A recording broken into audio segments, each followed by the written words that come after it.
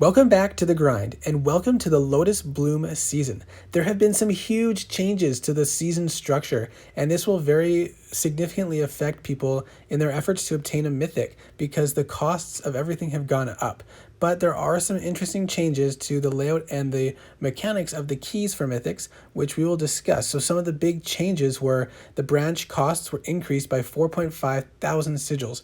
That's a huge increased cost, especially for free-to-play players who are already struggling to get close to a mythic dragon. The first 2 weeks of the season, there's usually one discount, and it's usually a dragon, and now there's two discount lines, one of them being the base boost and the other being the dragon. This would seriously reward those who spend a lot at the start of the season, so they can get two lines for half price, and they will be coasting the rest of the season to their mythic. But most people are not that lucky. Now they have changed the way season keys work. There will be 18 keys for a mythic and 6 keys in each branch, and we'll go into that more detail shortly. So you can see the dragons have 35.5 thousand sigils to complete the branch, and the riders and the base boost have 34.5 thousand sigils. And each of these branches has 6 keys spread throughout, so you don't have to finish a whole branch in order to get to a mythic. You could finish several partial branches, and in doing so, cut the costs a little bit in your efforts to obtain a mythic. Now, this chart was made by Morion, and this is a great chart to reference, so take note of it, or you can find it on the forums where he posted it. So this chart shows you that depending on how many keys you want to get from a certain line, you can find out what the average cost of those keys will be. So if you're going to get 3 keys from a rider, you only need 3 more keys to finish. You're going to get key 1, 2, and 3 from a rider line. You're going to pay an average of 4,900 for each key. But if you need to get 4 keys from that rider line, you have to go one further, and the average would end up being 5,250 because the cost between each key is not the same. It varies actually quite significantly. So I wanted to see, with different variations, how could I get the cheapest mythic possible, depending on whether or not I got the discount and how far down the discount I was able to go. So first I broke it all down to see how much each individual key costed through each line. So on the left hand side of each of those lines, that's the cost to each next key, and the column to the side of that is the cumulative cost throughout the whole line. So you can see for the dragon lines,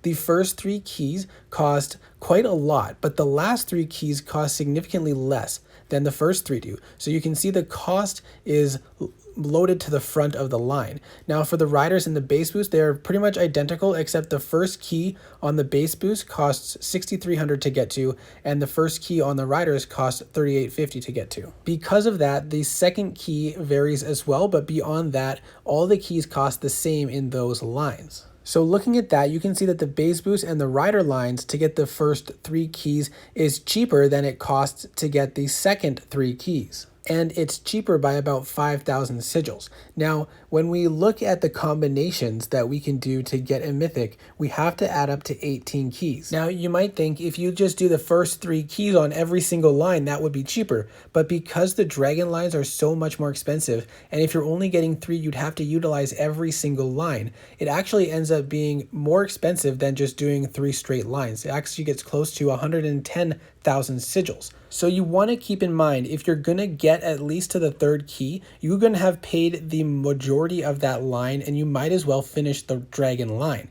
unless you're just getting a single key from the start of that branch. So here are several different combinations, and so you can try to understand what I'm saying. I'm doing like base boost to 4 keys, 2 rider lines to 3 keys each, 2 dragons to 1 key. That's kind of the understanding of how I type that stuff out. But if you look at that 3rd line down that has the highlighted in the 2nd and 3rd columns, the full dragon, since you're getting a dragon and paying so much for the first half, you might as well finish it off for the full 6 keys. And if you do a full dragon, the base boost to 4 and the 2 riders to 3 keys, you can get 2 final keys from the 2 dragons, because those are cheaper than the 4th keys from the riders. It's kind of complicated, but if you do that, then with no discount at all, the cheapest I could get it was 97,100. Now, if you're able to get a full discount line, that being the dragon line, you could end up cutting that down to 79,350.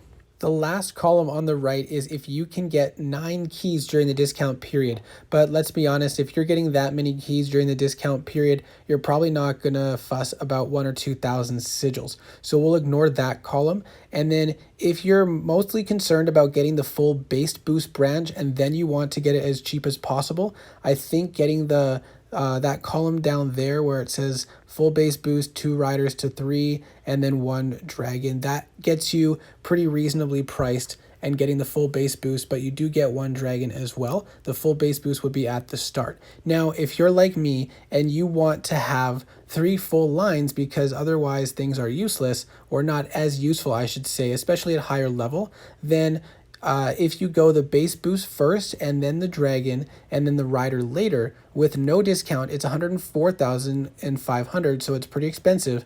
But with the 6 key discounted, going for the base boost first, it would be 87,250. And then if you're able to push to get half of that dragon line or 3 keys, which is a little more than half of the cost, you can knock it down to 76,400.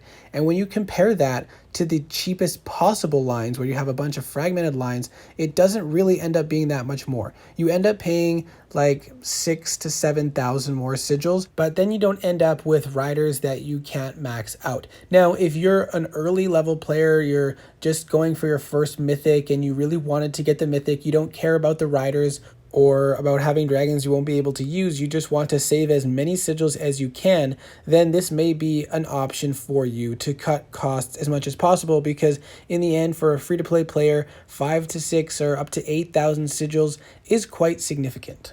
Now, this combination was suggested on the forum by Raziel. It is similar to the other option in my previous chart, but this one starts with the dragon and it shows all the way to if you can complete both lines in the discount period. This is also a good option if you're only going to complete half a line during the discount period, because the first half of the dragon line is the cheapest. So this, if you do 2 riders at the end to 3 keys, you can see the costs for all of that. Whether you do the full base boost or a full rider, it doesn't really matter, but the first half of those lines are cheaper. So doing 2 of those lines to 3 keys is the cheapest option for the last 6 keys. And because this path only ends up being 1,000 to 2,000 sigils more, depending on how much you get during the discount, I would probably recommend doing this. And if you're only going to complete a partial line or 1 line, I would probably start with the dragon, because then you can get the majority of the cost out right away, so that if you don't finish it, you don't have such high costs at the end.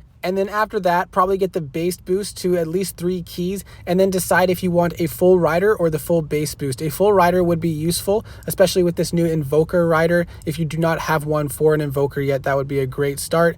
And then after that, really it comes down to looking at the initial chart to see the cheapest keys that you can get at the end of the season. So for me, I'm in a good place with my resources. I have quite a few resources saved up, and last season I was able to finish the full discount dragon and start on the mission boost. And so this season I'm in a similar place, so I think I'll be able to finish the full discount line and actually start in onto the next one. I'm going to push really hard in these events and open everything I can to get as far as I can down 2 lines. I'm going to finish the base boost first and hopefully get to 3 keys on the dragon, so that the last 3 keys are the cheaper portion of it, because doing the dragon line, you get into the more expensive parts first so that you take advantage of more of the discount early on in the line.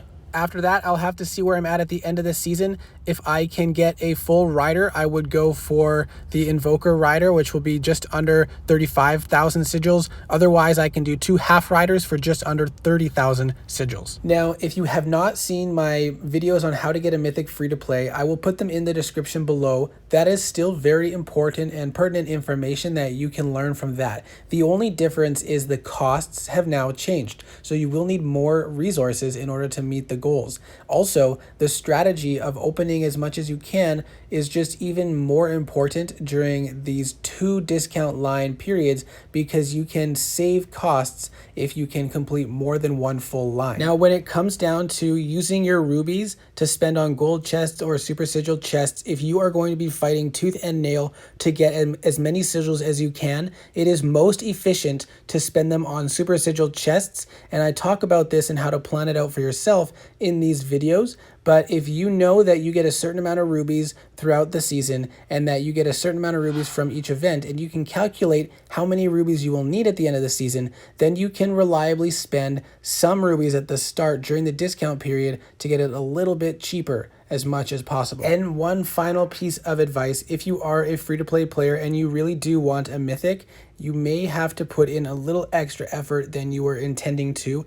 Also, planning on changing teams. If you are on a team that is not in a very high league, does not get the full team prizes, and does not have Atlas. Those are very important things to consider. I know it's hard to change teams, but if you're serious and you really want that mythic, it may be necessary in order to get you the extra resources and sigils that you need in order to make that possible. It is not something that is easy for all free-to-play players, and I think it's only going to get more challenging. So finding the team that you enjoy and is not only the right fit for you, but also has the same goals and activity level as you is very important. Now, if you're only a casual player and you do not spend money and you can't be in game as frequently as most teams expect, then you may not be able to get a mythic free to play. Now, I know this was a ton of information and I might have got a little bit confusing, but I hope it was clear enough.